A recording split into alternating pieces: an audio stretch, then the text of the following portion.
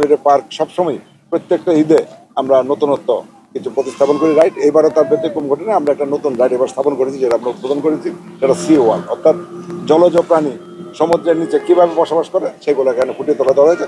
বিশেষ করে শিশু কিশোররা এটা দেখে খুব উপভোগ করছে এবং এরা খুব আনন্দিত হচ্ছে। সেটা দেখে আমিও খুব ইন্সপায়ার, যে আমি চাই যে আগামীতে আমরা চাই যে ড্রিম হলিডে পার্ক এমন একটি পার্ক হিসেবে প্রতিষ্ঠা করা চাই, যে আগামীতে এই ড্রিম হলিডে পার্কে এই আন্তর্জাতিক মানসম্পন্ন এমন কিছু রাইড আমরা প্রতিস্থাপন করব, যাতে ড্রিম হলিডে পার্ক শুধু বাংলাদেশ না, সারা পৃথিবীতে যেন একটা অন্যরকম প্রতিষ্ঠান হিসাবে প্রতিষ্ঠা লাভ করতে পারে, সেটা আমাদের প্রত্যাশা।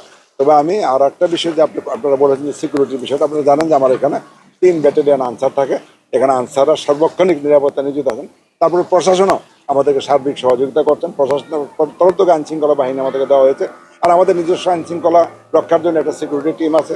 আর বিশেষ করে আমাদের মোটরসাইকেল নিয়ে সবসময় 2 জন আছে, যে তারা সবসময় মানে টল দিচ্ছে, যে কোথাও কোনো সমস্যা হলে সেটা আমরা চেষ্টা করি তাৎক্ষণিক সমাধান করতে। তবে আপনাদের দোয়ায় এখন পর্যন্ত আমাদের এই পার্ক প্রতিষ্ঠা হওয়ার পর আমাদের এমন কোনো কখনো সিকিউরিটি নিয়ে আমাদের সমস্যা হয়নি। তো যাই হোক, পাশাপাশি আমি অনুরোধ করবো, যদি সুযোগ থাকে, সময় থাকে, আপনারা বিদেশে না গিয়ে একবার দেশেরও তো দেশেই ব্যয় করে একবার ড্রিম ওয়ার্ল্ডে পার্ক সহ বাংলাদেশে যারা অন্যান্য পার্কগুলো আছে সবগুলো পার্ক ভ্রমণ করার ইচ্ছা ব্যক্ত করে প্রত্যাশা থেকে আমি সবচেয়ে ওয়াটার পার্ক আমাদের সবচেয়ে আকর্ষণীয় রাইড।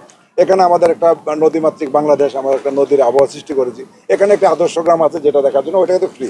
আর আমাদের গত ঈদে চালু করেছে রিভার ক্যাপ, এটা অনেক সুন্দর। অর্থাৎ পৃথিবীর সমস্ত দেশের আশ্চর্যজনক যে স্থাপনাগুলো আছে সেইগুলো কিন্তু রিভার ক্যাপে প্রতিস্থাপন করা আছে। যারা প্রকৃতিকে ভালোবাসে তারা এই ড্রিম ওয়ার্ল্ড পার্কে আসলে সেই প্রকৃতির উপভোগ নিয়ে বাড়ি যেতে পারে।